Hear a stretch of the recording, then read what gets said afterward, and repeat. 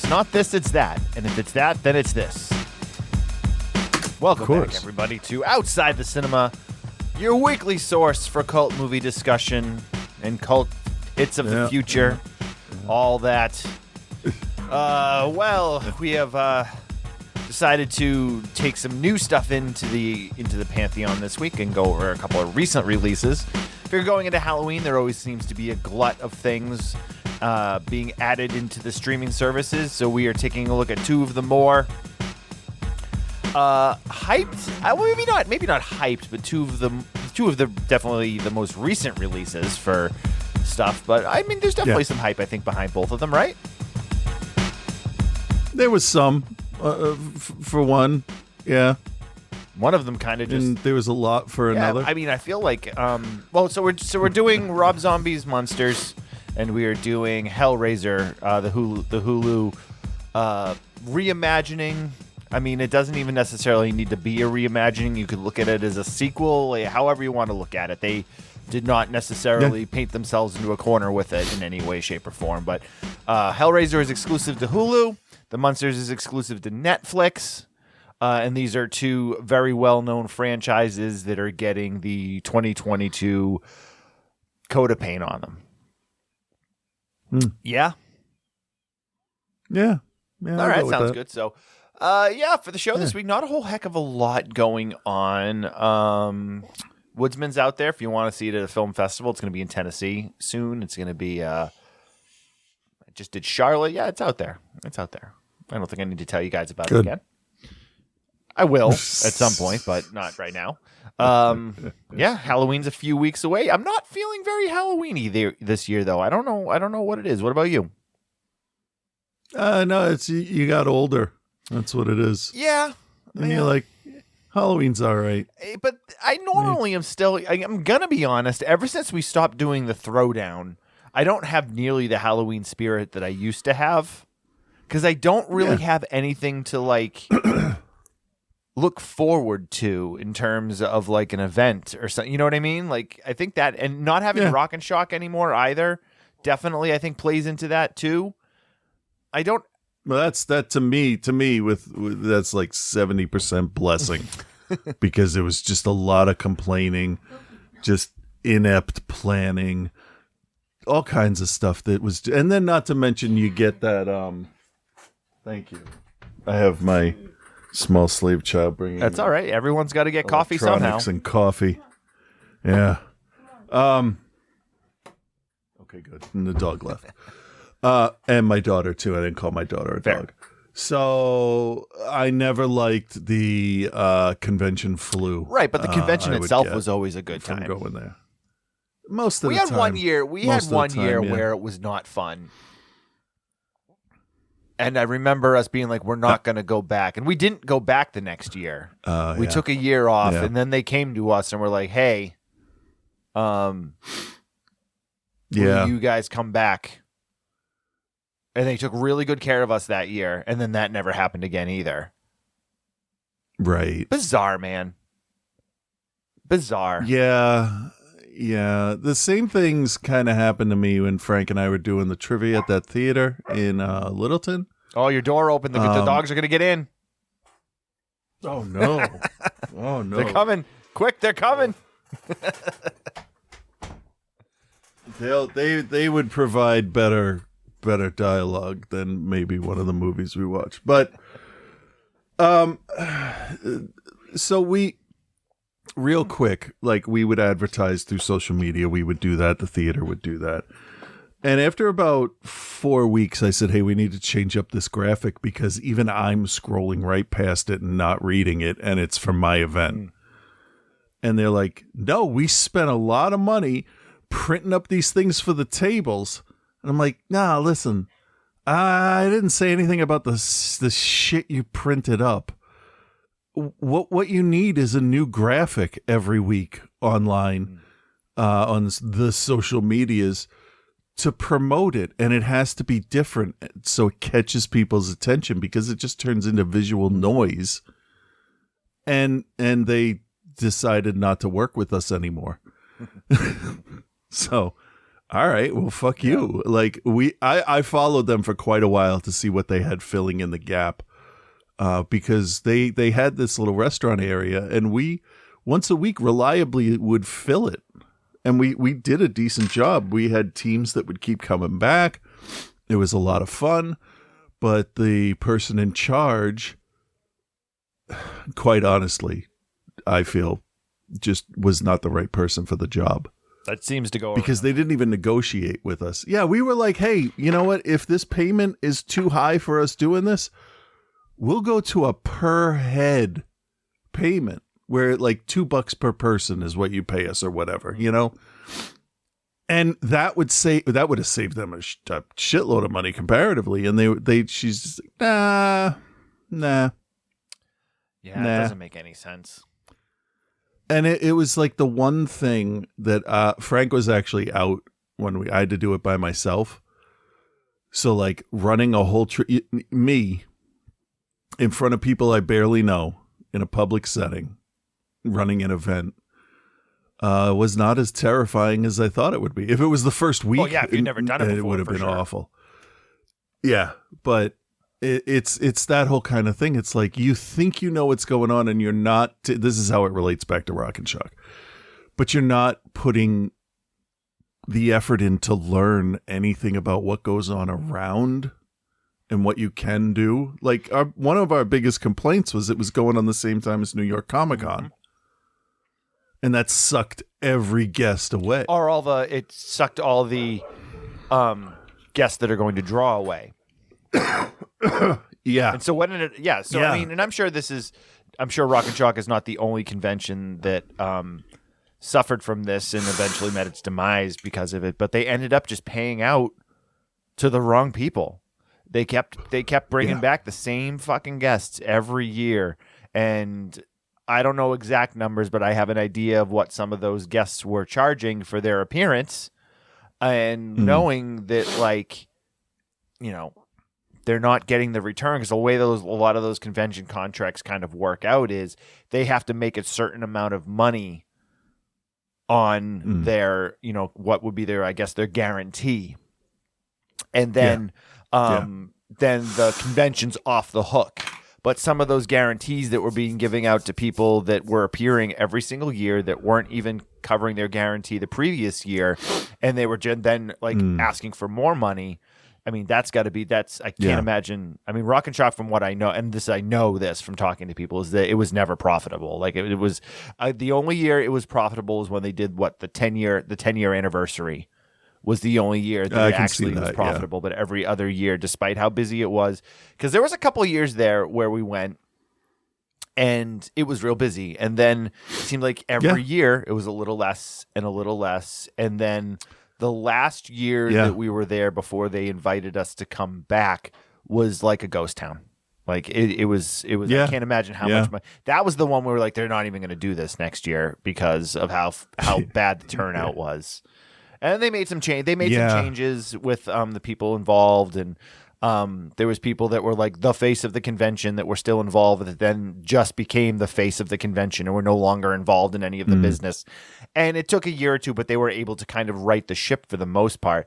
But then the cost of everything came into play when you have guys that are asking for $35,000-$40,000 guarantee that aren't even pulling in $10,000 over a weekend, which is also like an insane amount of money if you figure, like, you know, they're charging, and the prices kept going up too. But like, if you're charging $50 for a signed 8x10 and a photo, like, think about how many people have to buy one from you to make $10,000, let alone 20 or 30 grand, which was which was what a lot of those people were getting. And that's because places like Comic-Con and Horror Hound and places that were able to pay that and justify paying it.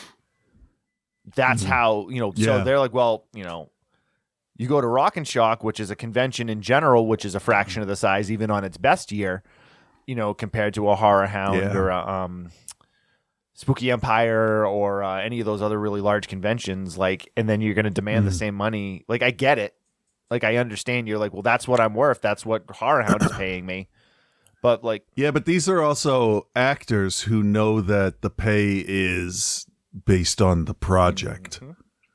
So they should know that going in. Oh, I'm doing a small convention in Ludlow, Massachusetts. I don't know if that's a small town or not. I'm assuming it is.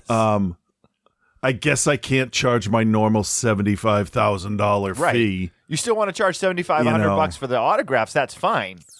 But know that charging $10,000 is probably outside of what they're going to be able to generate for you.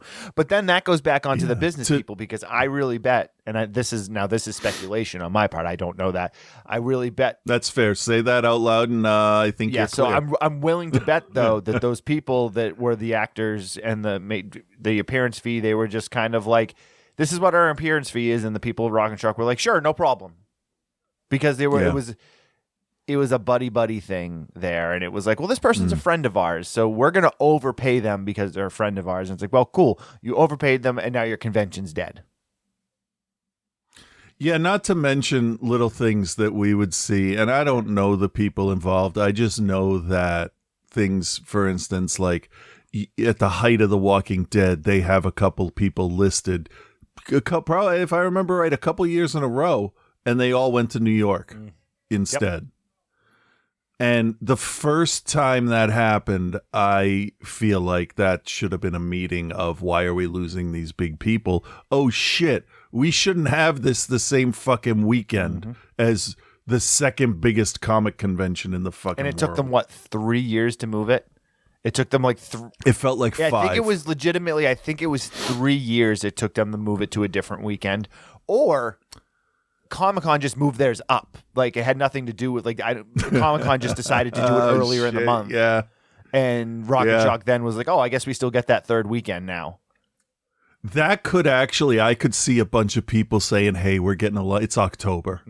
We're getting a lot of requests. So, we don't want to say no to any of them, because they're going to get their fee regardless. Right. So why not get 100,000 in 2 weekends instead of 50 in one? Yeah.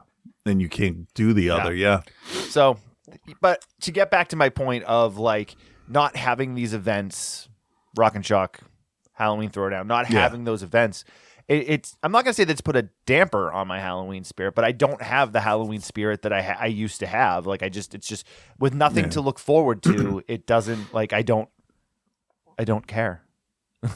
I don't care. I'm not watching. You've finally come around and seen my way. I'm not doing horror movie a day or and I've talked, I talk shit on everyone, but if you're doing that, cool. Hey, more power to you, man. Whatever.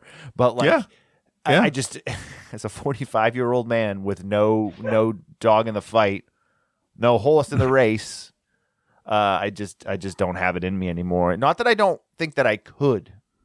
I think that if I could, it would be different. If I had something, it would be a different story. But since I don't, it is what it is. Yeah. The only reason I watch more horror in October is because that's when it's put on all the streaming services and there's more to pick from. Yeah, seriously. Because Hellraiser could have come out on the 4th of fucking July, and I would have been right there for it. Yeah. So it's timing more than anything. Yeah.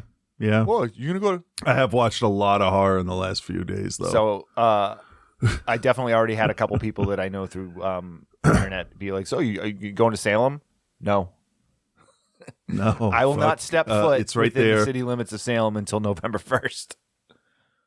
The only way I'd go to Salem if they're like, "Hey, that sleeve you're gonna get, I'll do it for free." And even then, okay, I'll be right there. Even then, I don't know, man. I don't know. I'll be at the shop at 5:45 in the morning on Sunday, waiting 4 hours for you to get morning, there. I'll Yeah, be there.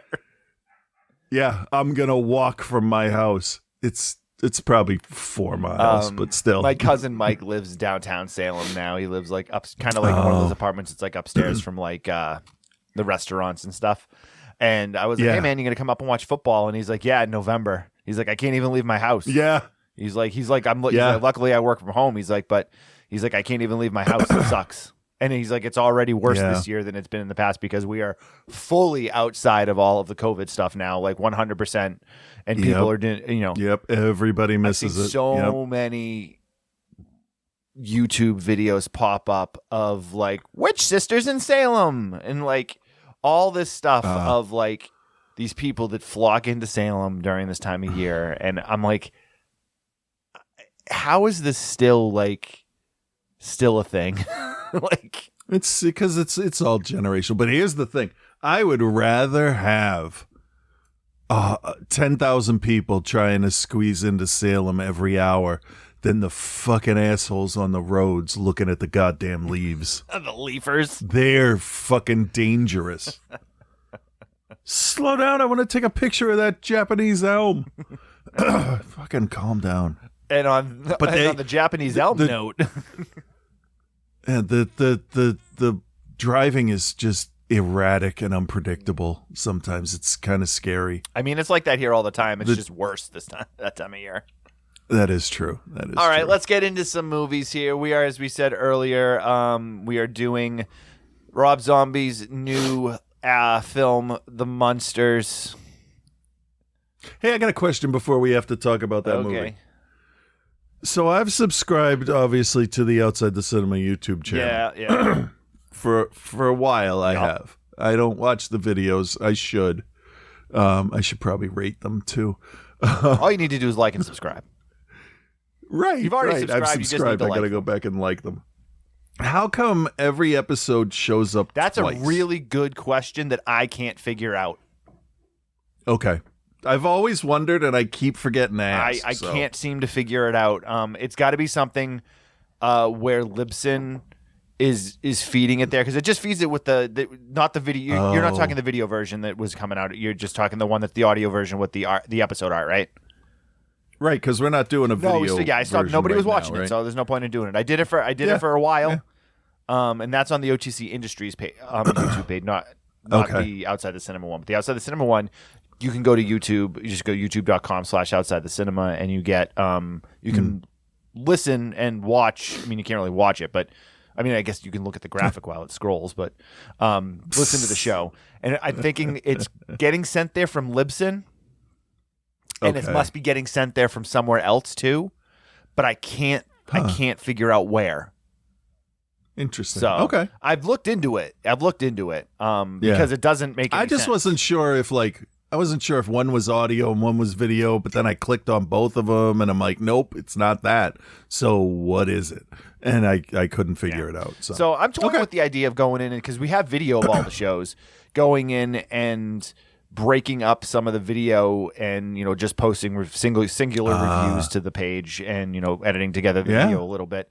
I don't know if anyone's interested in that. Let me know. I can add like trailer stuff and like stuff in there too, but I mean, it's going to be time consuming to do. And if no one's interested in watching it, then I will gladly do it. But like, give me a bone, throw me a bone to let me know if it's going to be worth my time to do it. So anyway. All right. So, yes, Hulu's new Hellraiser and Netflix's The Munsters are our two for this week. I would like to start with The Munsters, if that's all right. Yeah. I do have a trailer. This is the new Rob Zombie flick.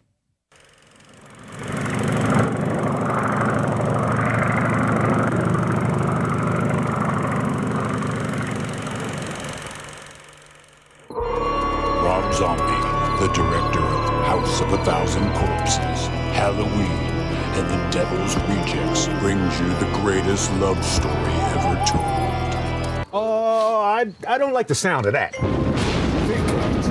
The brain of a super genius transplanted into the body of a perfect physical specimen. I want a man that makes my blood run cold.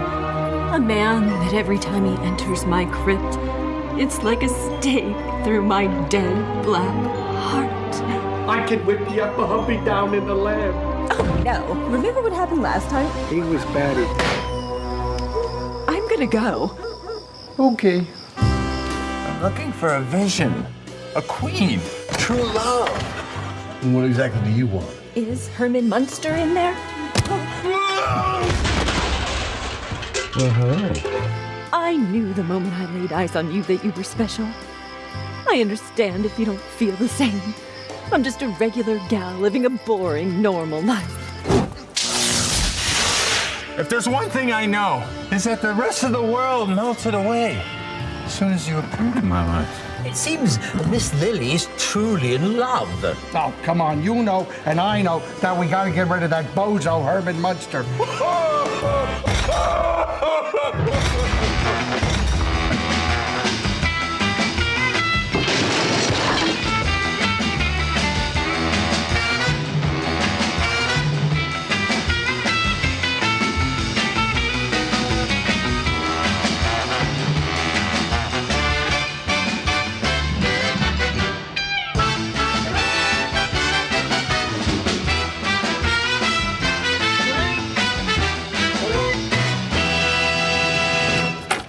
Greetings from Transylvania. That's a strange way of saying hello. Oh, I guess we're gonna have to get used to it. All right. Rob, I do enjoy the theme. Yeah, the original theme from the original show, fucking classic. This is Rob Zombie's reboot of The Munsters. There's been a number of years, there's been many attempts to get a new version of The Munsters, whether it was a TV series or an animated series or a new movie. It's been a number of years. It's been in development. Number of directors and writers have kind of come and gone. At some point, Rob Zombie came in and wrote and chose to direct this. First and foremost, it is put out by Universal, but it is not put out by Universal Pictures. It is put out by Universal 1440 Entertainment, which is best known for producing direct-to-streaming sequels to franchises you know and love. So every time you're scrolling through the carousels on the different streaming services and you're like, oh, I didn't know there was a sixth movie in the Step Up to the Street series. I didn't know there was a Saves the Last Dance 8. Right. Universal 1440 is the team behind that. So needless to say, number one, this movie does not have nearly the budget that you would think with the name Universal attached to it. It was also almost entirely produced and shot in Romania.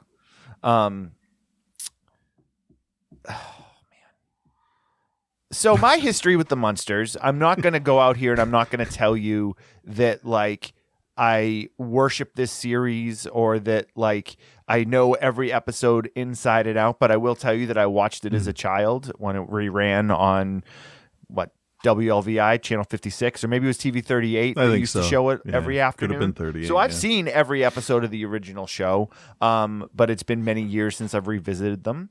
But I really enjoyed it as a kid. I love the characters. I love the fish out of water scenario that the series brought to you. I loved the characters. I love the interaction between the characters.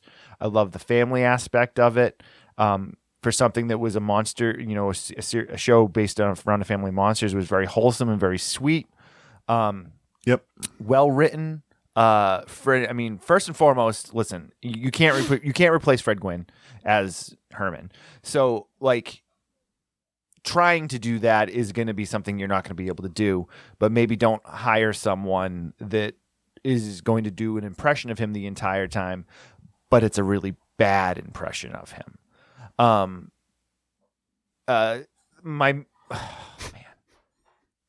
fucking hated this movie. I can't even put into words how frustrated I was watching it.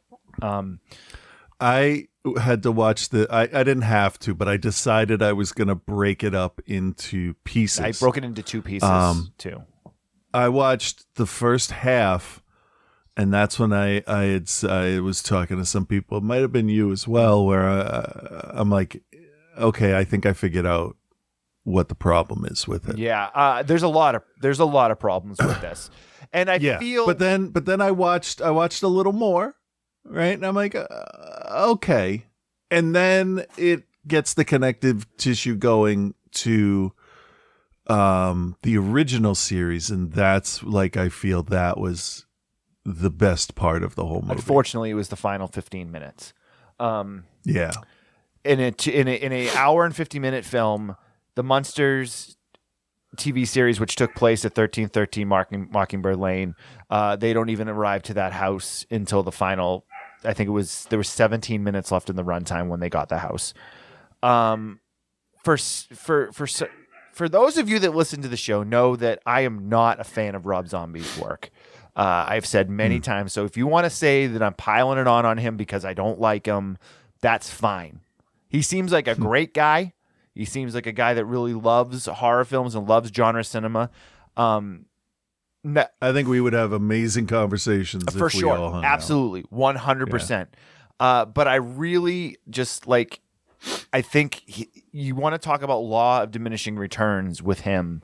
Every film I seem to scratch my head more and more and more with like, I don't know what the fuck he's doing. And the sheer fact that he had remade the Halloween films, and they're both his Halloween films, I really feel like are not, you like don't like, you shouldn't include them in the fodder, in the can, and not that they're canon because they're their own canon, but he's got this thing where when he starts to like remake a property or whatever, he's gonna, not only just put his stamp all over it, but he's gonna really like veer like really to the left on it, but not tell you that he's veering to the left on it, and then tell you how much he loves the original property. And before I watched this, all of the stuff I saw with Rob Zombie was like, he's the guy to make this movie of the Munsters because he is such a super fan of the Munsters, and he is the guy that is going to give you the Munster movie you should see. And I will tell you this, Chris, with all honesty, and I'm not saying it to be like, cheeky or to create like a soundbite. For a guy that loves the Munsters so much and worships them, I'm not sure if he ever watched one of the episodes.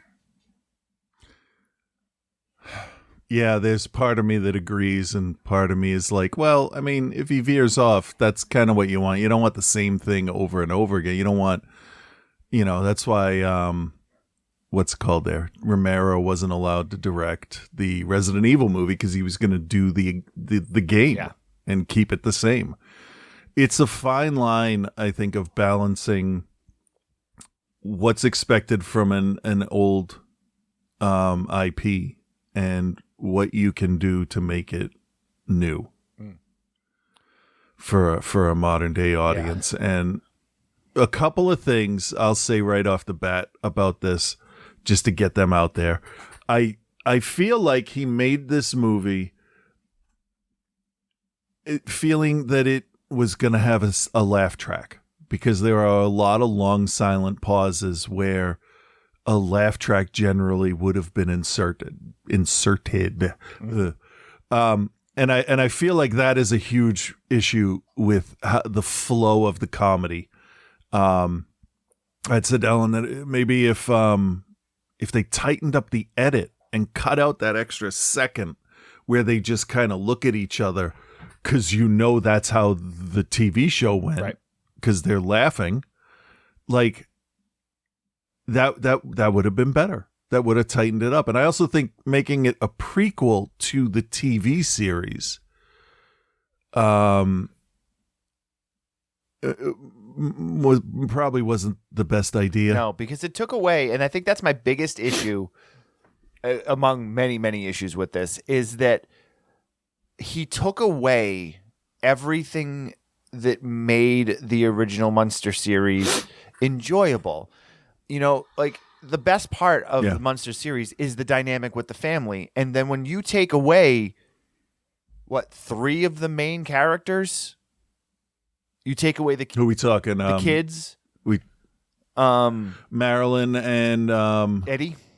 It's not Butch. No, it's Eddie. Yeah, that's his real name, Eddie. You take the kids away, and you take them out of the house on Mockingbird Lane, which is integral a part of the series and the story as the characters are.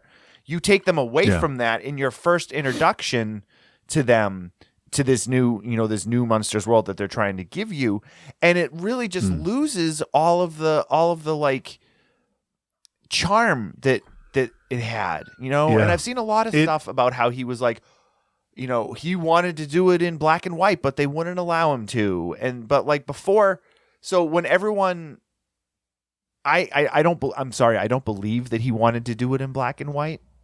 I believe that he wanted to give it that neon sheen. And then when the backlash came of like, why isn't it in black and white? Oh, well, I wanted to do it in black and white, but Universal wouldn't let me. And I was like, I'm kind of questioning that because of how much work went into the neon look of this film. Yeah, but on the other hand, I mean, you look at the behind the set photos of the original set and it's like pink and gold. So, but that was made that way for black and white. Yeah. Yeah, so never mind. But it is very reminiscent of the TV movie that was in color. To a point. You know? To a point. And that is yeah, but it also has his Grindhouse a Go-Go feel to it as well. The psychedelic like Chopper, what's his name? Davy Allen kind of music. The music in this is awful. The music in this is awful. For someone that's a musician by trade, I don't understand. Like, I get that Rob Zombie doesn't do the music to his own films, like, and he never has. But like, the musical choices in this for score and stuff, except for House of a Thousand Corpses, because he had to. But like, the musical choices in this are so bad. It's so bad. Yeah. Yeah. I mean, and it's clearly set in the 60s because of the comedians that are referenced that are like other comedians that were really there, and the Sonny and Cher thing. This is clearly he has made a prequel to the TV show. Yeah. Oh, there's no doubt and there. I honestly feel like this would have worked better as like a 5-episode series, because they are. I don't mind any of the three as their characters. Okay, I think Sherry actually pulls off Lily's voice pretty well, adds her own little thing to it. She's better than I expected, which is a low bar. Grandpa was the fucking best thing in the whole movie. Yeah, Daniel Roebuck as the Count, as Grandpa Munster, absolutely the best part of it. And I didn't mind Herman that much, really, because you know what? I am never going to think about it again. So that's why I just don't care about it. There was a thing on Saturday Night Live this week. It's weirdly relative. And the cold open was trying to get people to snap. These are the remaining people on Earth that haven't snapped because of the news. And one of the things was, he says to one guy, Mars Candy has announced that the orange M&M now has anxiety. And the guy's answer is kind of my answer to this movie. His answer was, that's a candy? It doesn't matter. Right? Yeah. Fred Gwynne is Herman, and he always will be. This guy did a perfectly fine Herman based off the 60s TV show. And you know what? It's not going to matter to me. No, but if we're reviewing it for the sake of reviewing it, my issue with the Herman character is not even so much Jeff Daniel Phillips' portrayal. It's a bad impression that doesn't sound anything like Fred Gwynne. He's over the top annoying. But my real issue with it comes from the fact that the character is different. The character is not that like wholesome, lovable, will do anything for the family type character that you get from the show.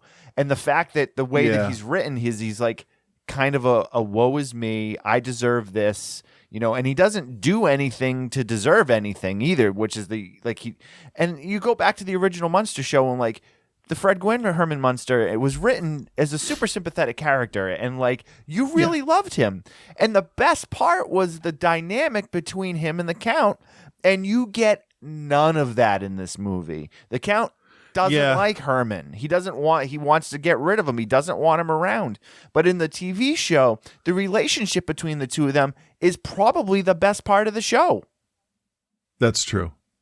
I think there was a mistake made that Herman's age wasn't established. Like, he has the brain of an older stand-up comedian, like a prop comic kind of guy from the 60s, take my wife, please, that kind of thing. Dad jokes abound. The dude's name was like Shecky. Not like Shecky. It was Shecky.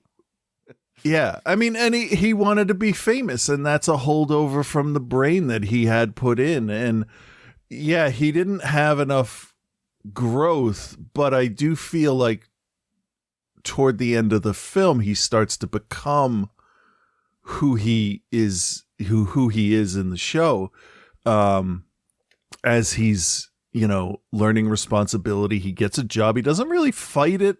He does initially, but it's like jokingly. Like, oh, well, I'm the most handsome one on the block, that kind of thing. And that's, I can see them after being there a little while, because I always felt like, if I'm going to compare the two Hermans, then the one in the TV show is like, it's like 20 years from that point. Right.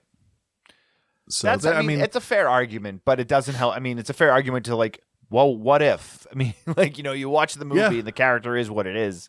And then the fact that like one of the other major issues that I had was that in the original series, the big part of it was the fish out of water in suburbia thing. So like everyone that didn't know the Munsters was afraid of the Munsters and like was scared.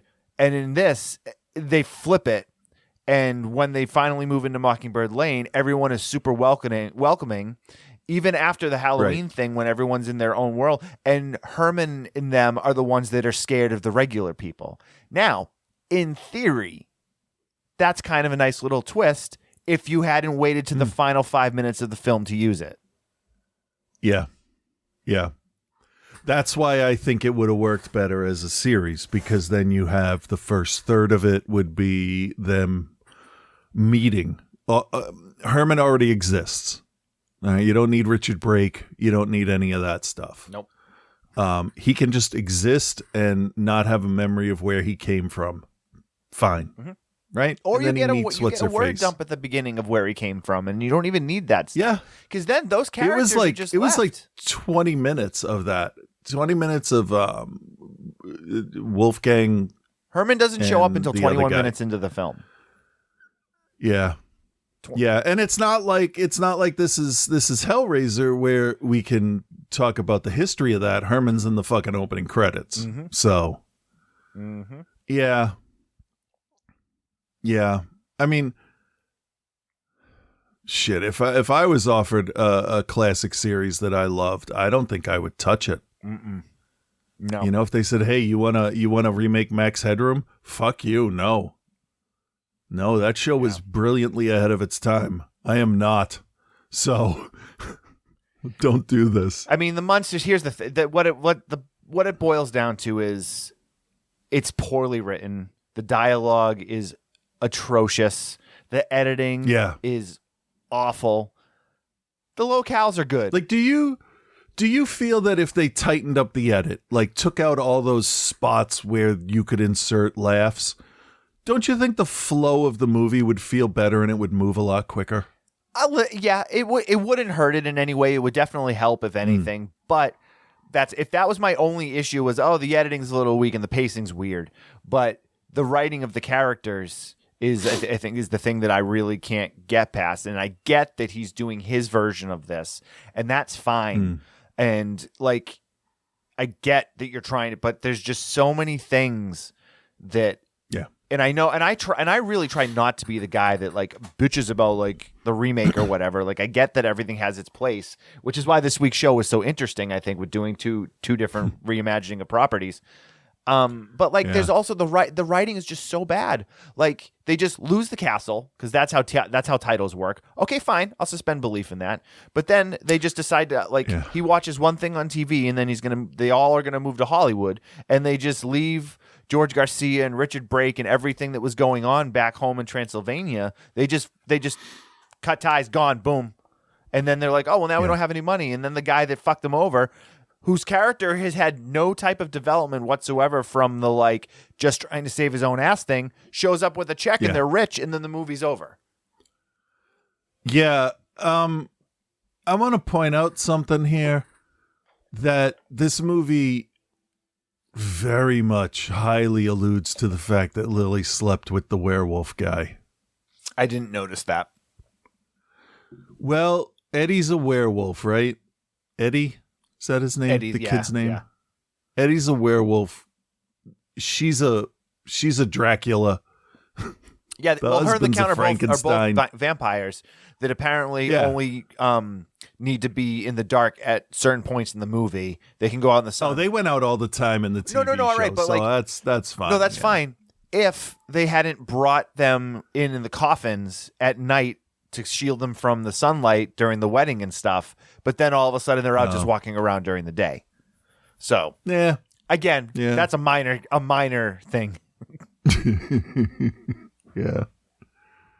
So the plot of the movie, which we haven't gone over, is pretty easy. Richard Brake wants to make a person for his own reasons. He does. He gets the wrong brain, a la Young Frankenstein. Herman wants to find love. Lily wants to find love. They find each other. They get married. They move to the United States. Yep. After losing the castle, Which I don't understand that. But apparently the Count was married to Zoya and he owed her, or he did her wrong or whatever. So she used the Wolf Man, who is Lily's stepbrother or half brother, to get Herman to sign the deed of the title for the thing away, which again, not how deeds and titles work, but I'll suspend belief on that. Sure, fine. And then they're forced to move, and they're all mad at Herman because they were forced to move. Yeah. I mean, they should have been chased out by angry villagers. And there's another thing I noticed was, so they live in Transylvania. Everyone in Transylvania is a monster. No problems, no issues. Everyone is out and about. You got your boy Graf Orlok walking around. You got the creature from the Black Lagoon. You got all the, and there's no, they're selling blood on the street. Yeah, no problem. But for some reason, when they take Transylvania air, everyone's afraid of them. Yeah. Yeah, that's the problem with doing the original. Like, how do they not know what fainting looks like? It's, Yeah, I mean, it's just, there was little stories that weren't explained. There was little things that they put in, and like there was things that you could tell that he did to tie it to the original series. And I felt so bad for Cassandra Peterson when she shows up as the realtor, because she can still do it, and regardless of whether she's Elvira or she's Cassandra Peterson, like her and you love her, and she shows up and she does her darndest with what she can. But again, the writing in this movie is so poor that there's nothing for anyone to do. Now, you had mentioned earlier that you said Sherry Moon Zombie was better than you thought she was going to be, and that was a low bar. I disagree with that. I have said this before. You think it's a high bar? No. No. She didn't even meet the bar that I didn't think she was going to be able to grasp onto. Well, this is how low my expectations were for this after I saw the trailer. Fair. That's fair. But my point is, like, and I will say, I've said this before, I think the last 3 times we've talked about a Rob Zombie flick, please hire a casting agent and stop hiring and having your wife and all of your friends star in your films. I get and appreciate that you're taking care of the people that have helped take care of you. I get that. But when the final fucking credits rolled up and Sherry Moon Zombie was the first fucking name that was listed, I got visibly angry. Daniel Roebuck, first and foremost, is the only guy in this film that does anything that's of merit. And he does his goddamn best he can with what he's given. And I love him. He's great. As far as reimagining a character, that was a really good way to go. Well, I really appreciated that character, the mustache and everything. Yeah, and he reimagined that character, but with all of the like zest of the original character built into it. Yeah. I mean, again, I've said it before. There's a reason why Sherry Moon Zombie doesn't star in anything that isn't done by her husband, because she can't act. She's terrible. She's terrible. Casting of her in this was one of the worst decisions made in this movie, and there's a lot of them. And the fact also that Daniel Roebuck is 57 and Sherry Moon Zombie is 52, and he's supposed to be playing her dad. Wow, I didn't know that. Yeah. Now you can get in there and be like, well, they're monsters, so it doesn't matter. Was the thing. I was like, well, they're vampires, so it doesn't really But just like little things Right. like that. And Jeff Daniel Phillips is not the right guy to play Herman Munster. I really didn't like this. It's as bad. The thing is, no one can play Herman Munster. You're 100% right. No one can play him, but he's still the wrong choice. Yeah, but I really watched him. Because like that is such an unenviable task. Like when they did the that newer one with what's his face that married Mystique, Jerry, what's Jerry his Conley? name? Yeah, O'Connell. when they did that version, they were totally different from the original versions, and I'm like, okay, I can get into this because it's familiar, but it's brand new, so there's new stuff to learn. I'm not going to comment on the quality of it, but they tried something completely different. Just like this Addams Family thing is completely different with the way Gomez looks. And people are not happy about that. But Gomez has always been ugly. Raul Julia was a coup for Gomez Addams.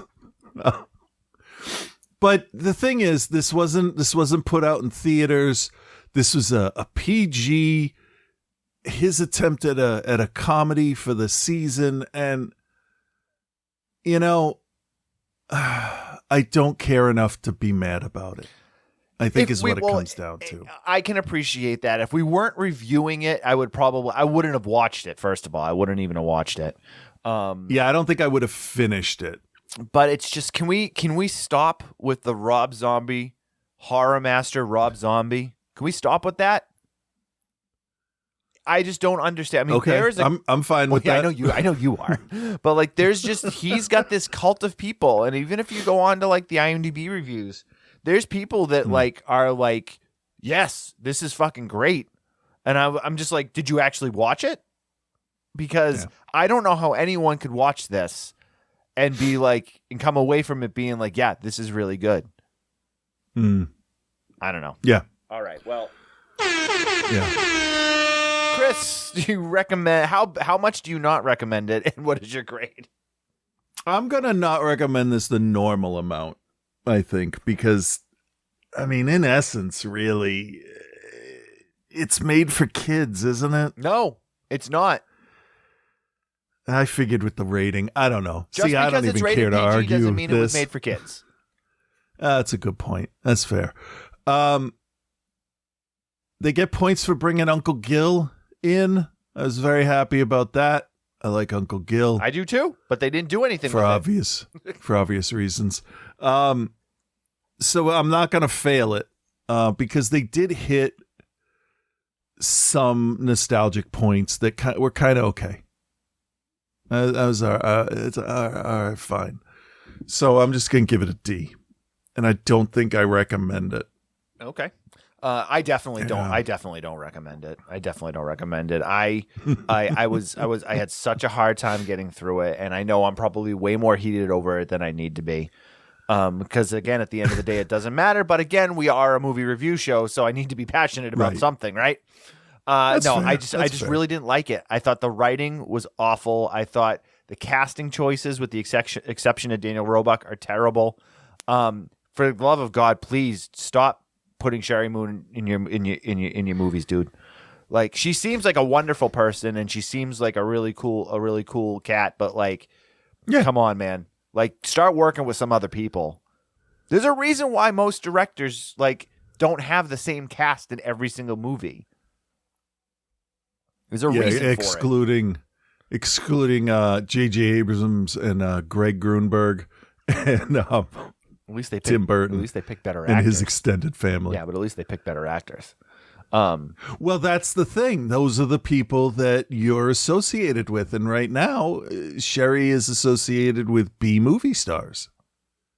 No, she's associated with Rob Zombie stars. She's not associated No, I mean with the people she works with. Like, she's had Sid Haig and what's his name? God, I'm not good with Bill names Moseley. today. Yeah, they're not A-list stars. So, like, she's not getting that Right, but they level also of experience. Right, but they also weren't in just Rob Zombie movies. Yeah, no, that's fair. So either But way, I think I remember reading somewhere that's a choice she's made. And hey, if that's the choice she made, great. She's still in movies and I'm not. So, well, you were in Survival of the well, Film no, Freaks. I am. You were in the but I'm not award-winning in- Survival of the Film Freaks. I am. But I'm not in crappy remakes of stuff. Not yet. I haven't gotten that far. Nope. I plan on never being in a crappy movie. You would be a whether better it's by- Herman Munster by- than Jeff Daniel Phillips. by Know that. choice. I would play it a little different. You would be way better. But no, I'm not recommending this. I can't recommend it. I'm sorry if you're a Rob Zombie fanboy. Stop. Just stop already, all right? I mean, after 31, it was just kind of like he's just gonna make whatever springs into his mind. Whatever with somebody Lords will of give him Salem, money I was for. like, Lords of Salem, I was like, okay, look, he's got an eye for visuals. He was an artist, like he still is. So good. Maybe. Oh no, we're gonna make 31 now. Never mind. Well, and that was also after what was the other one that he had in there? It doesn't matter. It doesn't matter. Let's just stop with the horror master Rob Zombie. Just get the fuck out of here. 3 from Hell was the other one. I mean, 3 from Hell wasn't even, it was barely watchable. Yeah, I did not enjoy that. Was a tough one to get through. So, I mean, I'm not gonna fail it. Some of the locales are good. Daniel Roebuck does his damnedest. The music is terrible. It's shot poorly. It looks like a made-for-TV movie. Which, again, if that's the aesthetic choice, okay, fine. But it just feels cheap. I'll give it a D-. I won't fail it, but I'll give it a D as low as I can without actually failing it. Yeah. So now, Hulu has gone ahead and re-envisioned Clive Barker's directorial debut and one of his most well-known characters, Hellraiser, available to watch currently on Hulu. Here is a trailer. I'm sure there'll be a lot of screaming in it. Beautiful, isn't it? It's really nice. You can hold it. What is it? It's a puzzle. And it's almost finished. Keep going. So if I solve it, do I get a prize? I do.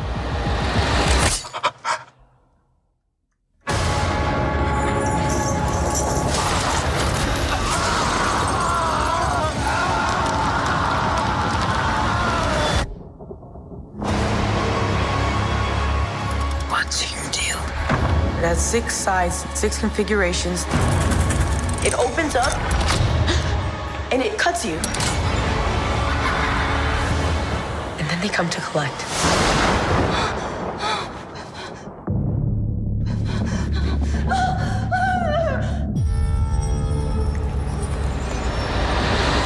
It's time. Greater delights await. We wish to see you proceed. Feed it. Their blood, their pain. All for us. What is it you pray for?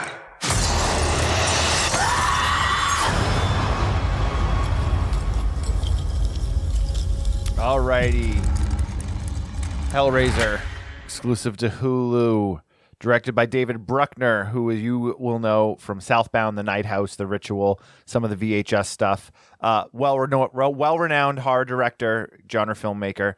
David Goyer also worked on the screenplay with Ben Collins. There's a bunch of names that you're going to recognize that have worked on a number of well-known properties. Your cast is Odessa Zion as Riley. Jamie Clayton is the new version of Pinhead, also known as the Priest.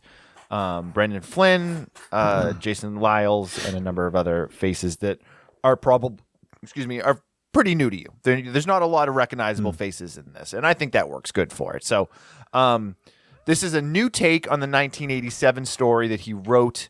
It is not necessarily attached to the original film series in canon in any way, but it's also not intended to be. This is a whole new version of Hellraiser. And honestly, the way that it's presented, you can look at it really any way that you want to. They don't box it in any way, shape, or form in terms of like, you had to have followed this to know what it is. It could be anything. But it's the same basic ideas in terms of the world that Clive Barker set up with the original. Yep. Excuse me. I think they give away a little too much in that trailer, to be honest. Because I think one of the best things about the Hellraiser series is the revealing of the Cenobites and the revealing of Pinhead. But at the same time, I totally understand why you have to kind of give it away a little bit. But now, speaking as someone that has watched the entire Hellraiser series, from the first original film to the fat guy playing Pinhead in the version from a couple years ago, I've seen them all. Hellraiser Deader, Hellraiser Hellworld, Hellraiser Hell on Earth, all of them. I watched them all. And this is better than just about everything I've seen so far. Mm-hmm. With the exception of maybe the original film. See, I'm not sure where I fall on that because this is a better movie all around. It is. So your story is pretty simple. You have the puzzle boxes back, a new version of the puzzle box, but still similar enough that you know what it is. It is basically set now that it changes into these different configurations specific to different things, so that as sacrifices are made and the blood is bled with the box, the Cenobites will show up and take that person away with them. But it's all striving towards a greater good, or not a greater good, but a greater audience with Leviathan is essentially what it is. So if you know, which is the holdover from the movies from part 2, because Leviathan was never in the original story. Correct. But it works in terms of the mythology that they are creating. Yeah. There's nothing in this, I feel, that contradicts the original. Nope, I agree 100%. Let's get it out of the way first and foremost, because there's definitely a lot of people out there that are upset that Pinhead is now a woman. I will go on record and I will tell you right now that Jamie Clayton is unfucking believable as Pinhead. Yeah. She is amazing. I want to meet her now and just shake her hand and congratulate her, because talk about big shoes. These are Herman Munster size fucking shoes to fill. For sure. And Pinhead's only ever been played by 2 other people besides Doug Bradley. And the guy in Judgment did a decent job. It was okay. The guy in Deader, not so much. Comparatively, it was like, holy shit, this guy's actually pretty good. But here, they've completely reimagined the character from the ground up, visually. Mm-hmm. And it works. Yeah, she's really unbelievable. Works. She's unbelievable. Yeah, and the most important part for me, I think, aside from the overall look, like the idea behind why the Cenobites look the way they do, was the voice. Mm-hmm. And I love the voice. Yeah, it's great. Absolutely love the voice. Great. Yeah. So the story goes that you have a rich guy who is into all this weird stuff. He has procured the box, and he is making sacrifices to the box so that he can get to this 5th level, so that he can have the audience with Leviathan and make his request of Leviathan. Yes. We see him sacrifice one person to it, and then we fast forward essentially 6 years into the future. We find that now Ronald Voight, who was the rich guy, he's disappeared. The box is now being stored in a random warehouse somewhere. This is where we meet Riley. Riley, she is a recovering addict, which I thought was a really smart choice for someone to get involved in this world. She's staying with her brother. She's dating a guy named Trevor, who the brother does not approve of. And the brother and his boyfriend are basically trying to take care of Riley with their roommate. She's not a piece of work, but a handful, because as recovering addicts are, they need help, they need structure. And I really liked that, the brother Matt was struggling to take care of her. Because usually that's what it is. It's a struggle because the person in recovery doesn't think that they need their hand held that whole time, but they usually do. Because they don't. A lot of people don't know how to ask for help or don't want to accept help.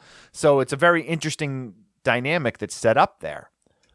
But basically, she gets into a huge fight with the brother. She storms out of the house and leaves the house and is basically just kind of like, listen, I'm not a baby. I'm not taking any of this bullshit. And she goes to Trevor's house. Trevor does deliveries and picks up and delivers different types of antiquities and stuff. And he talks to her about how there's this warehouse that's like downtown or down by the water. They never actually really say where it is. Doesn't matter. But how there's like, really expensive stuff going in and out of there. And there was a box dropped off there that he knows for a fact nobody has come to get, and that it's probably worth a lot of money. Yeah. Also, this takes place in Massachusetts. It does. Well, we know that part of it, the part of it does. They didn't really say otherwise. But yeah, large chunk of it takes place in the Berkshires, which is the western part of the state, the mountains and the woods out there. So he talks her into going and stealing this box. Like, he kind of tries to like shy her away from it, but now that he's mentioned it, he can't like tell her no. So they go and they take it, and just like every other Hellraiser movie, like somebody opens the fucking box, starts playing with it. Inadvertently, she has a really bad night with the brother, and then that child is screaming outside. Has a really bad night with the brother and takes some pills and goes and just kind of sits in the park and starts to play with the box, and a knife pops out of it. Her brother eventually shows up to help her. He cuts himself.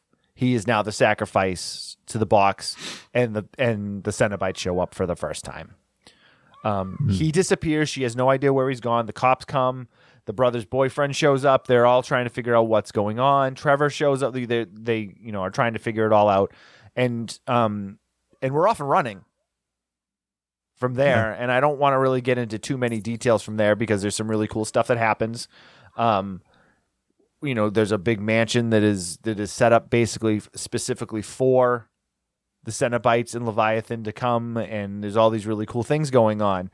But what I was really taken with this movie, other than obviously Jamie Clayton's portrayal of Pinhead, was how true it felt to kind of the original storytelling from the original Hellraiser story, which was Hellbound Heart. Hellbound Heart, yeah. Hellbound Heart. I just finished reading that one too. So, had you read it before? Was it like a revisit?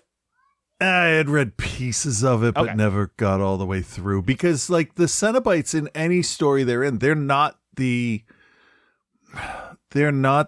story driving villain. It's Frank. Frank Cotton is the bad guy. Yeah.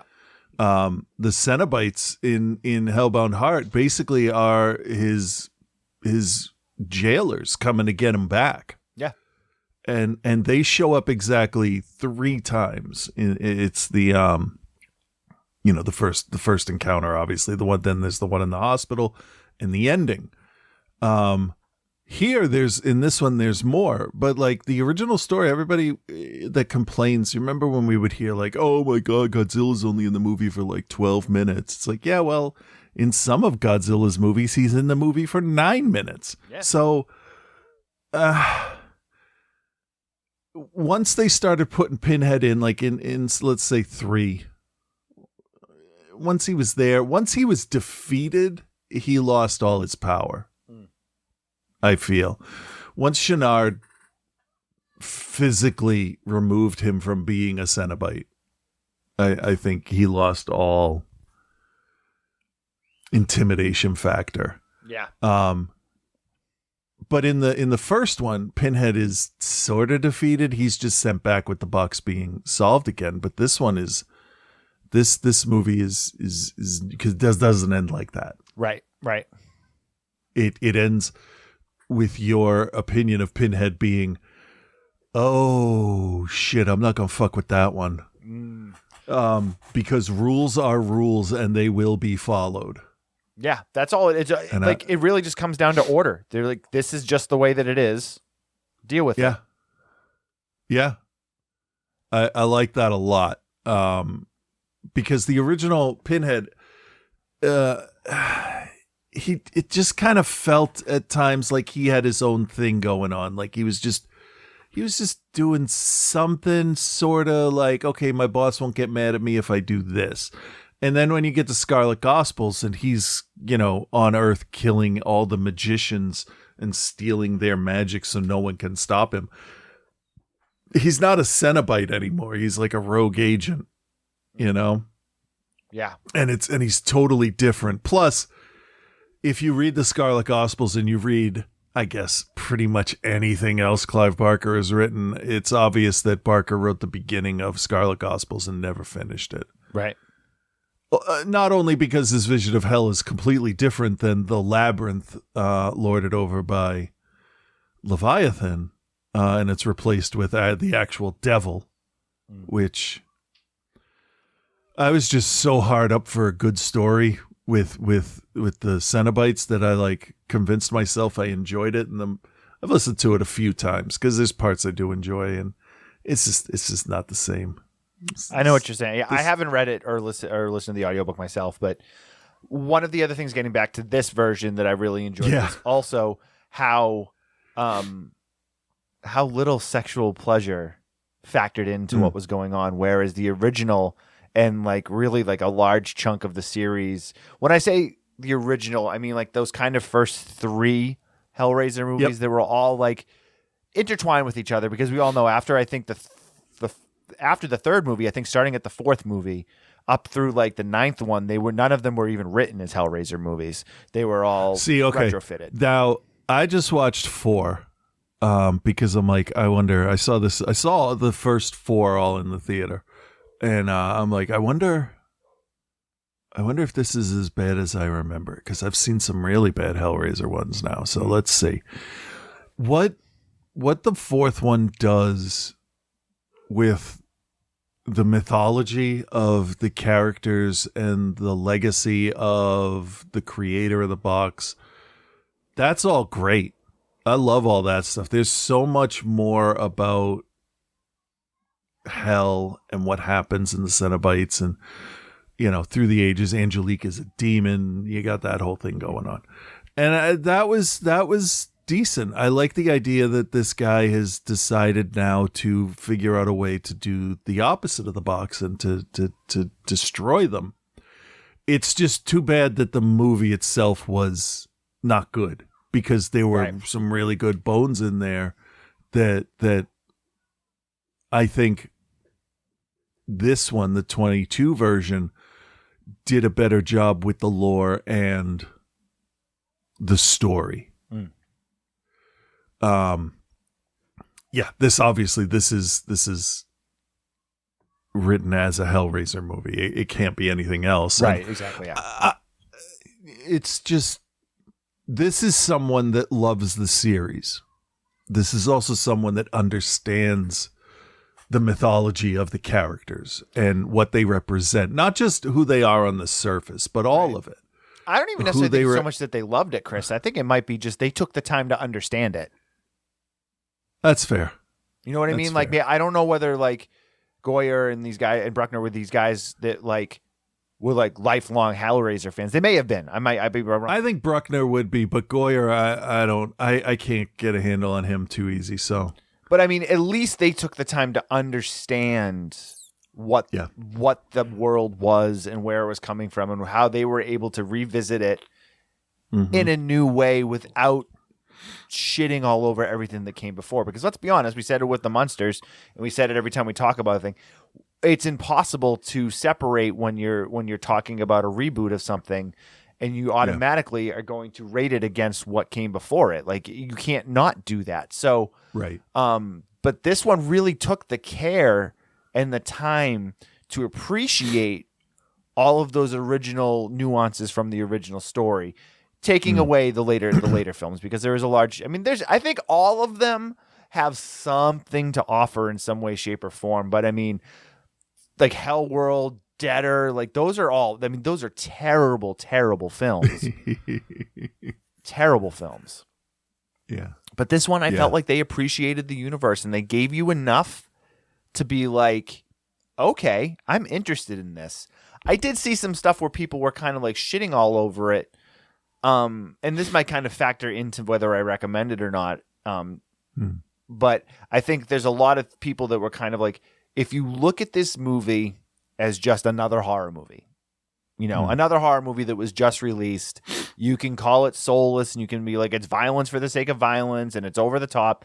But I think if you look at it in terms of it being a Hellraiser film, there's a lot more that you can get from it, if that makes sense. Oh, yeah. And this also kind of slyly undercuts the lack of creativity in part 3. Part 3. I used to think part 3 was so good, and then I rewatched it, and I was like, "Oh, this is really terrible." Okay, up until the bar massacre, I'm good with it. Everything's like, okay, yeah, the statue's cool. That makes sense. The idea behind it. This douchebag smoking while he's having sex, like all of it. It's like but it all is derivative of Frank Cotton, right? But that notwithstanding, once he makes his fake Cenobites, because only Leviathan can make true Cenobites as far as I'm concerned, that's where the movie kind of loses me. Yeah. Barbecue face and the guy with the CD man. The 5 CD changer for a face. Yeah, that it's like, okay, I get it. You're making minions based on what's around and how they died, but Cenobites are punished for different reasons. And so my point is, when we get an idea of what the liminal configuration grants the user, it is 100, nay, 1,000 times better than Camera Head. Isn't it? Yeah, for sure. Because it's like, holy shit, what's wrong with that guy? I agree.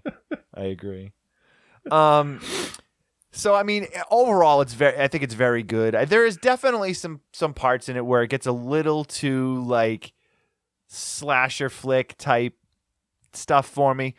But I'm going to be honest, I watched The Munsters this weekend, so like there was no way that this wasn't going to be the significantly better film.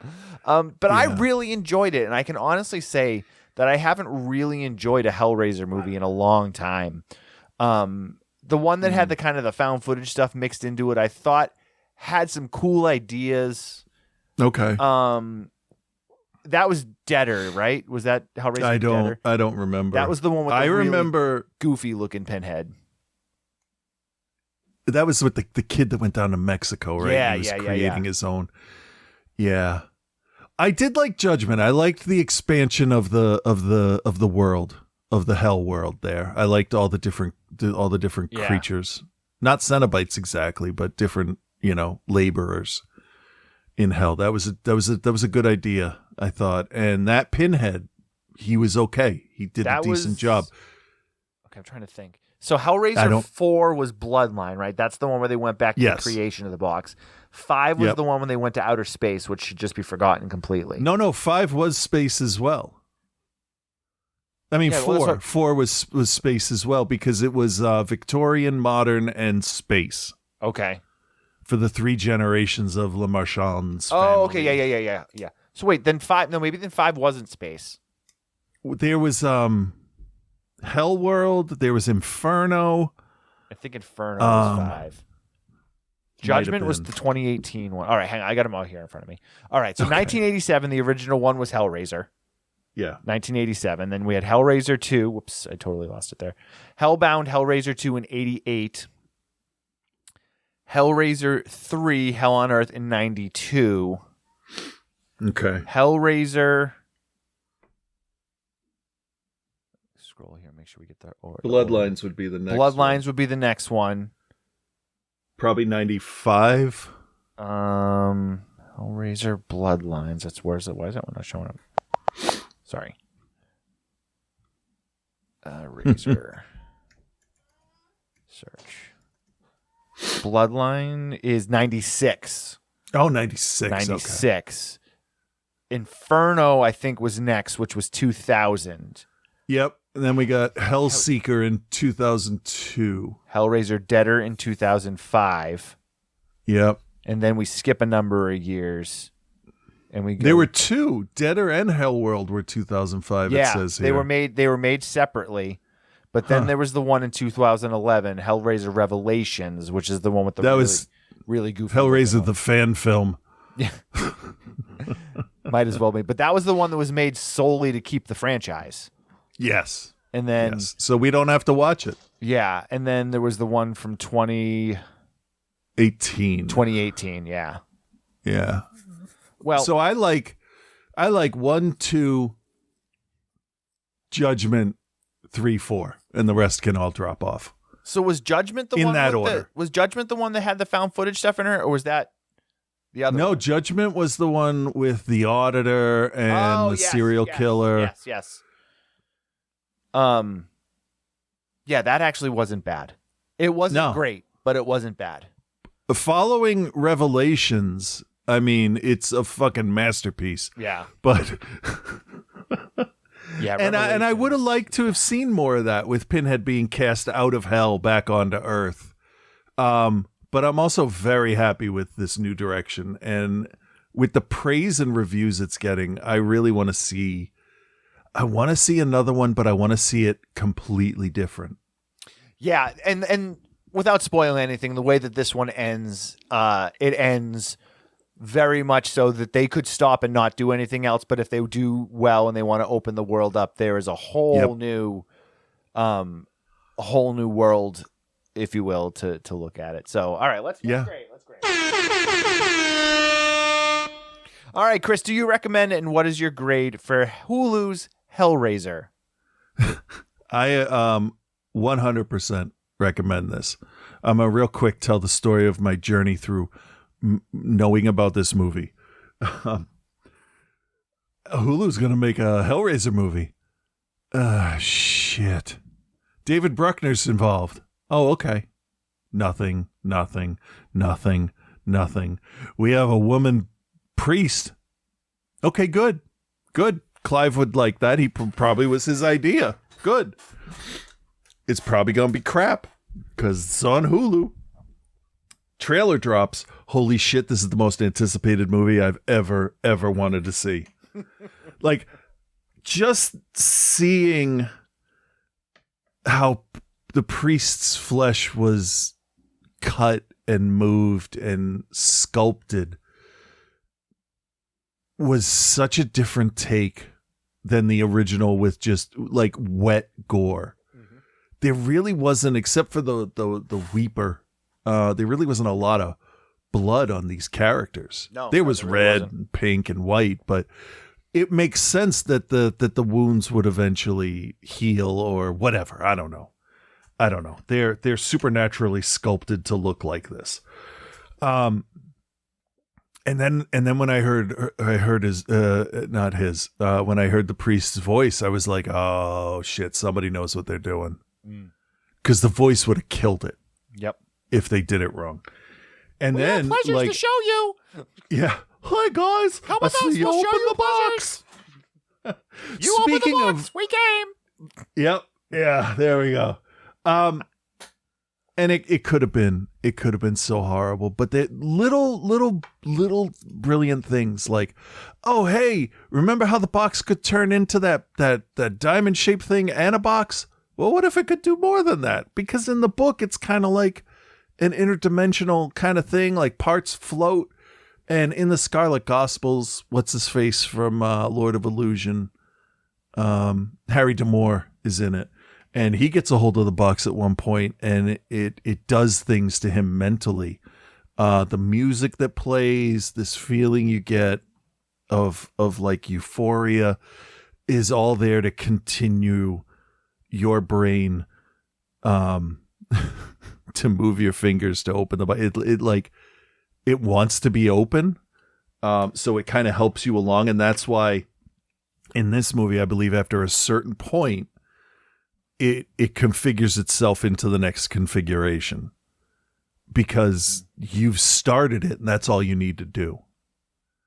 And I like that this innocuous box just kind of through supernatural abilities, coaxes you into doing something you might not want to do. So it is very much an addiction, if you think about it. Like Frank Cotton's whole thing was he was a sexually addicted deviant who wanted to. Never mind. Right. And well, that's kind of what the Richard Voight character is alluded to, but not the same. No, he wants power, but a different kind of power than Frank wanted. The power of, physicality and sexual dominance. This guy wanted something different. And having the box take your blood, it's kind of like a spider tracer. Like a homing beacon, like you definitely did this because we have your blood. There was no argument about I didn't open the box because fuck you, your hands were on it. So, you did it. And that's a great thing because like you don't know how they're tracking you, but they know where you are all the time. And that's terrifying as well. And then before I grade it, I so much I want to say about this, but I'll just a couple things. And seriously, two. The design of the box is beautiful. It's heavy. It sounds like it's made out of brass. It's just great. And I loved all the alternate configurations. I expected nothing from this.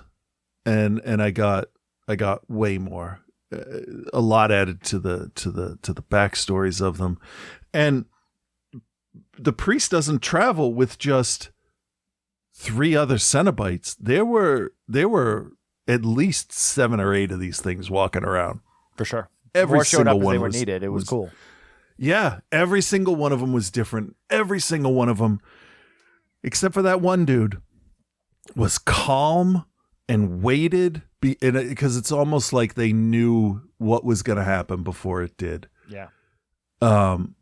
Jamie Clayton brings this calm, just like cold intelligence to the character that like you could trick Elliot Spencer. You can't trick this Pinhead. Right. I don't see how that's possible. So I'm sometimes when I really like something right off the bat, I give it a high grade because I'm still like, oh, it's still awesome. So I'm going to play my cards a little, and I'm going to just give it a B+ for a movie, but as a Hellraiser movie, this gets an A-. Okay. It is my favorite in the series right now. That is very fair. That's very fair. And I agree with you on virtually everything. Jamie Clayton as the new Pinhead. I cannot wait to see her do more with it. I hope she gets the opportunity to. Anyone that wants to fucking shit all over a female Pinhead because it's not Doug Bradley, it's like, hey, Doug Bradley is very old now. And probably could not do the role even if he wanted to. And he doesn't want to. And he himself said that he was absolutely blown away by her performance in this. If you go to his Twitter, he said that's a professional right there. That's what you do. Yeah. And I think it was brilliant to go the way that they went with having a female take that part. And it could have not worked. It could have not worked, just like we talked about earlier with the Munsters, where you have this new Herman taking over for someone that will forever be that character. I mean, yes, Doug Bradley will forever be Pinhead, but she's her own version of Pinhead. Yeah, which I think is amazing because you don't get that with Jason, and you don't get that with Michael Myers, and like when they tried to have Jackie Earle Haley be Freddy, like it's just not the same. Yeah, but she did just a really, really, really incredible job. I think the film was well written.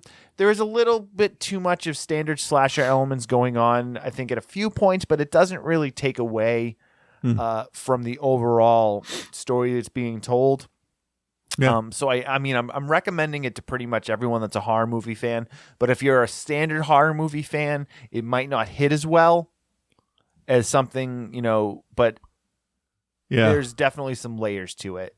I enjoyed the shit out of it. I'm going to give it an A-. I think it's probably one of my favorite, if not my favorite movie I've seen this year from this year. We'll see if that holds up when we do our end of year list, but yeah, it's great. I mean, it's on Hulu too. So if you have Hulu, and I feel like almost everyone has Hulu at this point, like definitely right? add it to your list because it's definitely worth watching. You know what's one upgrade to this thing that I really liked? What? The double hooks on the end of the chains. Yeah. It looks like it grabs just so much better, doesn't it?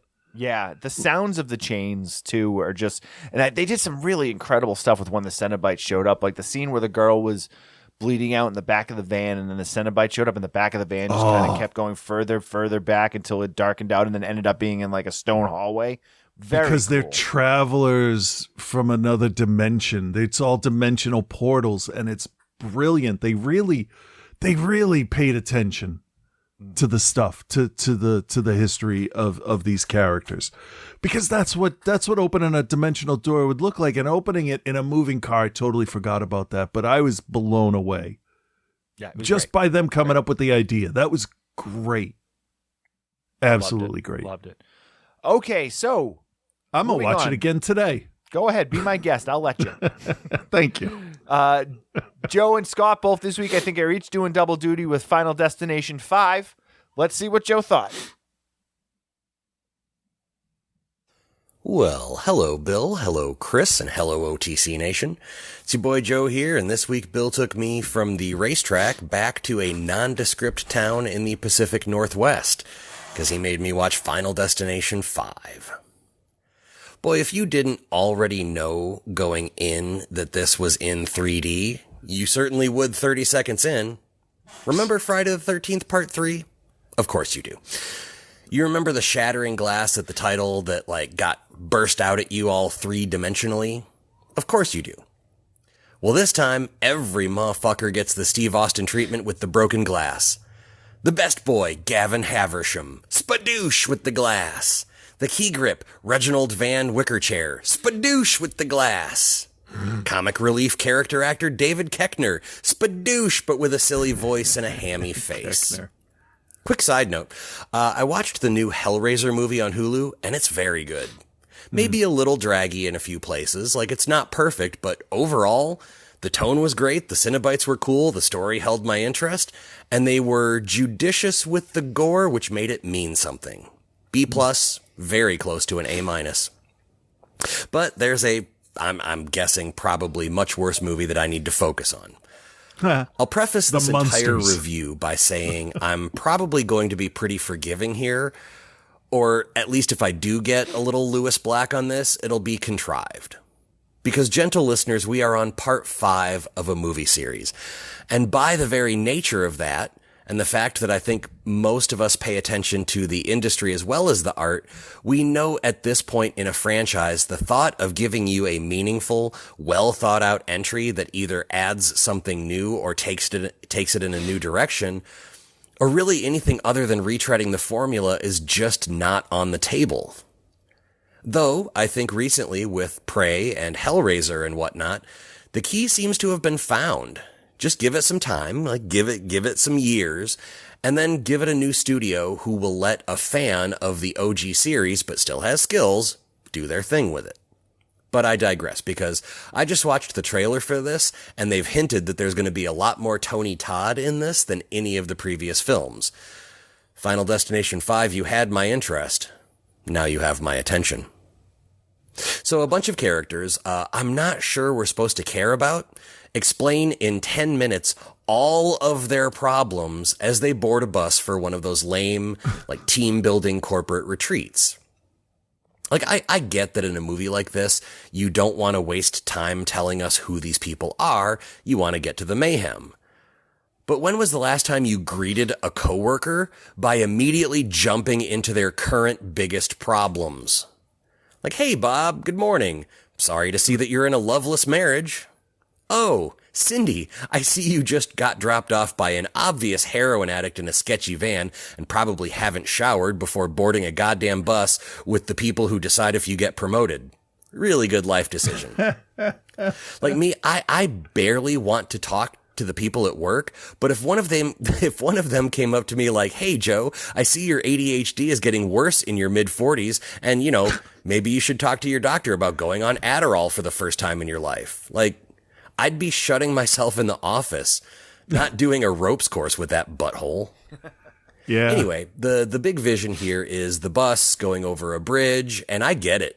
They got me with this one. Just like the traffic accident in part 2, this one got me. As someone who has driven over both the Mackinac Bridge and the Mackinac Bridge to the Upper Peninsula and the Blue Water Bridge to Canada multiple times, this may be the most legit terrifying disaster of any of the FD films. It's the first time in 5 films they actually gave me that feeling in the pit of your stomach when something like shoot frightening happens. But now there's just survivors to off in between clunky dialogue scenes. Oh, survivors to off in 3D. They really emphasize the 3D in this film. The first victim is the intern/college gymnast who is doing her best Olga Korbut routine on the uneven bars, but ends up doing her best Mr. Pretzel impression and goes splat quite magnificently. Even the Russian judge winced. The office perv is at an Asian spa thinking he's going to get a happy ending, but instead falls face first onto the floor with a bunch of acupuncture needles in him, and then he gets his head squished like a grape from a big Buddha statue. That one was a swing and a miss. Yeah. Here's a new twist. Tony Todd just told these dopey fucks that if they kill someone, the victim takes their spot in death's design. How would he know that? Lucio Fulci would be proud of the eye trauma in the next one, as the party girl goes in for LASIK and would have a world-class malpractice suit on her hands if she had lived. The asshole boss, David Koechner, gets a wrench through the head. The guy doing his best Tom Cruise impression gets a rotisserie skewer through his chest from the guy who had the vision, because he's trying to save his own life by killing one of the survivors. The Tom Cruise guy, not the vision guy. That I wrote that real clunky. Kind of like the dialogue in this film. Oh, dunk! There's a super twist, fellas. Hang on to your butts. They actually got me with the twist. Spoiler alert. Everything is cool now, and we're like, it's the, everything's cool in the films, and then they cut to like, a little bit later, and they're doing a thing, and they're heading to the wrap up where the vision guy and his girl are flying to France. They're flying to France for his chef internship, and the airplane that they're on is the fucking airplane from the first film. When they're boarding the plane, like Devon Sawa and what's his name, the guy, the good looking guy from Dawson's Creek, are getting kicked off the plane.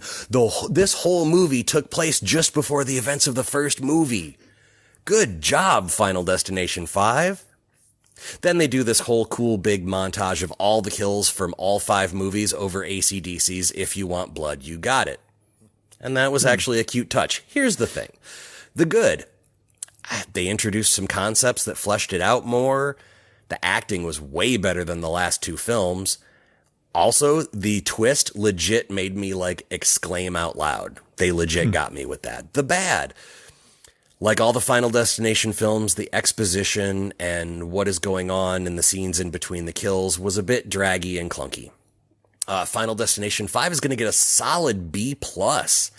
I think the franchise as a whole, I don't know, B-. Is better than I thought it would be. Never having seen any of these, but whatever. Which leads us to Bill. What's next, amigo? Believe it or not, there are 7 films in this series, and it is Child's Play. Don't worry about the series, though. All right, I hope he gave you enough time there until you heard the... okay. All right. Well, you can see where I'm at this Sunday morning. You heard the man, OTC Nation. I'll be back with that next week. Until then, be good, everyone. Did you realize there were 7 films in the Child's Play series? Because I was looking it up while I was to make sure I got all the right stuff. There's 7 movies.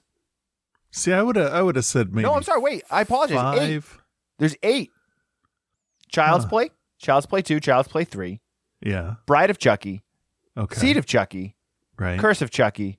Cult of Chucky. And then the Child's Play reboot in 2019. Yeah, that's more than I thought. Yeah, but I didn't. I know, I had but no I know idea. all the titles.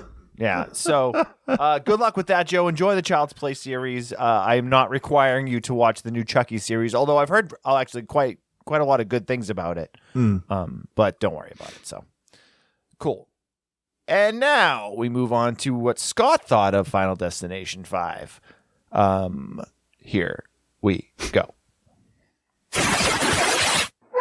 Hey, I'm here, Bill. Why did that door just open? Bill, can't you see me? That was creepy. Creepy. It was. Is there anyone out there? Oops, sorry about that. Stepped on my foot.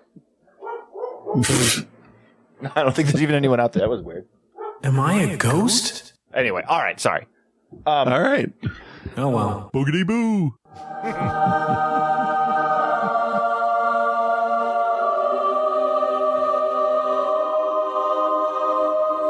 What? Yeah. Holy shit. Yeah.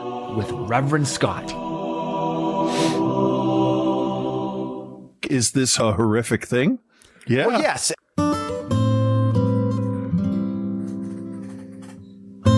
Hey there, Bill and Chris. This is Reverend Scott. Just a dude that lives in a hole down by the river.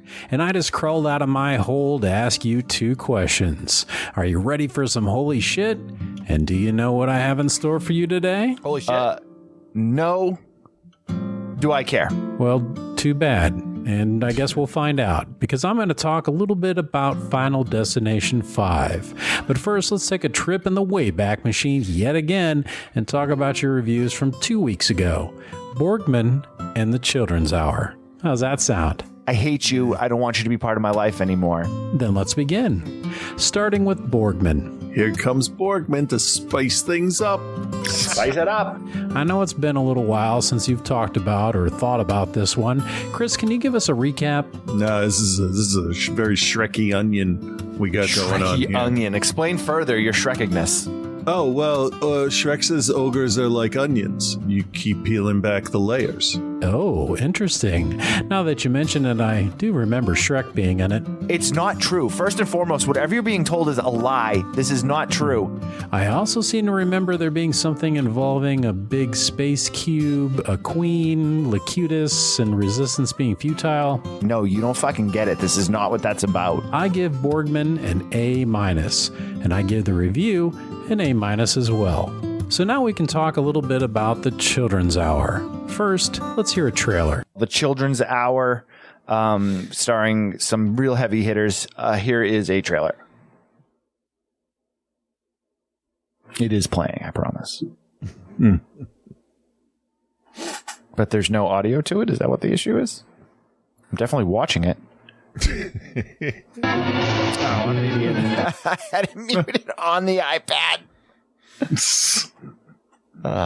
Okay, forget that. How about you just tell me about the movie, Bill? Hey, listen. These two are in a lesbian relationship. You need to get your children out of there because they're gonna catch gay. Riveting. And what was that big name star in it you were talking about? I remember her name. It was Cunty Fuckface. Yes. Super cool. Sounds hilarious. Plays more on the comedic side of it. The comedic? The commie dick? No. You have communists' penises in this? That's a different movie. I give the Children's Hour a C+, and I give the review a C-. Really, fuckface? No, you get a B+. But enough about all that shit. Let's talk some Final Destination 5. Unfortunately, I've never seen it. You don't need to lie about that. It's stupid to lie about it. You're right. Not only have I seen it, but I saw it in the theater in 3D, and I own it on Blu-ray. This was yet another solid 3D entry in the Final Destination series, taking full use of the feature, far better than Avatar ever did. Oh, snap. This is one with a giant bridge collapsing scene at the beginning. While it's not the best opening scene in the series, it's very well done, and another pretty plausible accident. Because, every time you cross a bridge, you're wondering, is this gonna suddenly break under my car? Who knows? But luckily for Sam and his girlfriend, co-workers, and his boss, he was only having a premonition. And he gets them off the bus before the actual construction accident happens on the bridge, and they're all like, hey, I made it through that and I'm still normal. Of course, they aren't still normal because death is now stalking them. Plus, not everyone escapes. And that's when we get a funeral scene being overwatched by your boy and mine, William Bloodworth, aka Tony Todd.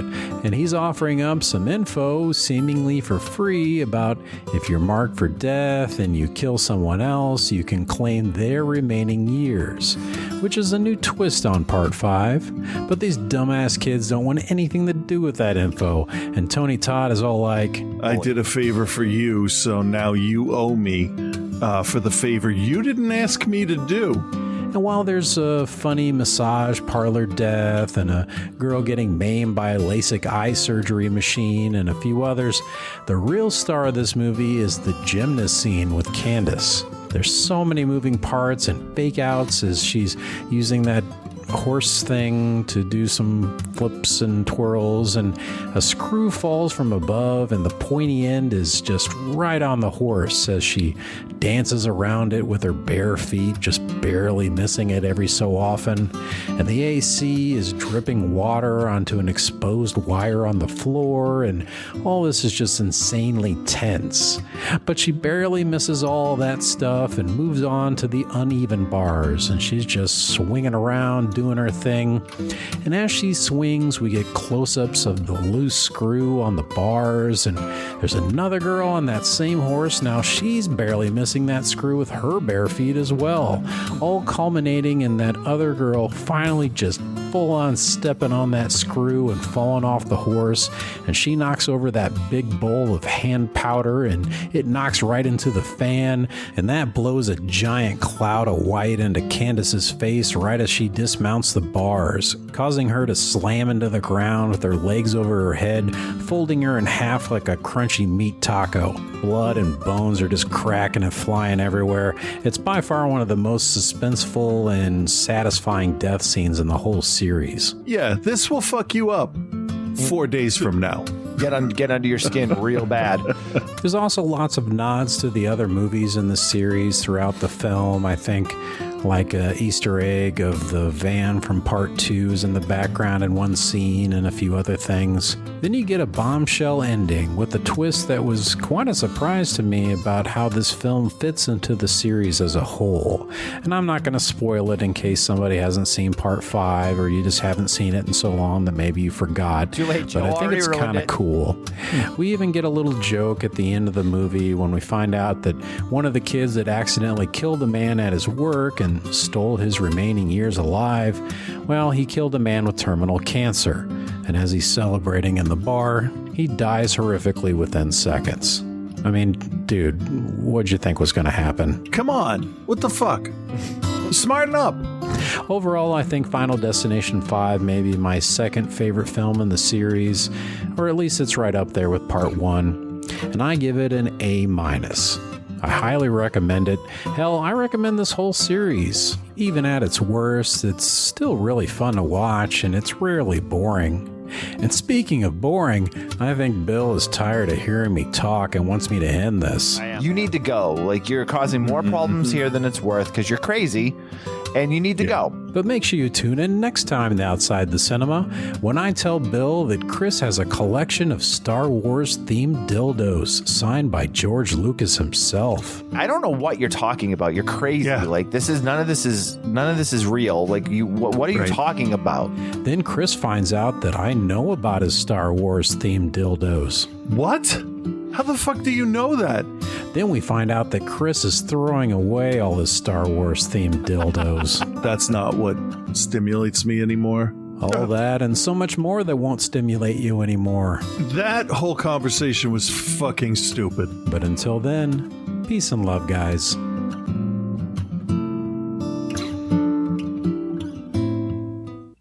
Holy Shit with Reverend Scott, Bill by Force's favorite segment and favorite person on the internet. Fuck off. I don't know you. Right.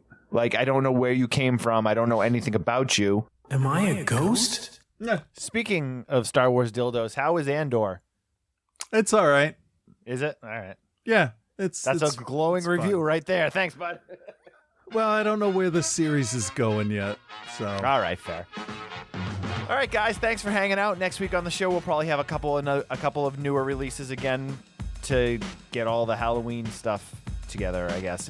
When's Halloween ends? That's real soon, right? I think that's closer to the end of the month, isn't it? All right, we'll keep an eye out for that. I don't even know why, because Halloween Kills was so fucking bad. Well, hey guys, thanks for hanging out. Definitely do the new VHS that's coming out. Yep, for sure. So OTC Bill at Cthulhu on Instagram. Go to Facebook groups. Join the Outside the Cinema group. Don't watch The Munsters. Watch Hellraiser.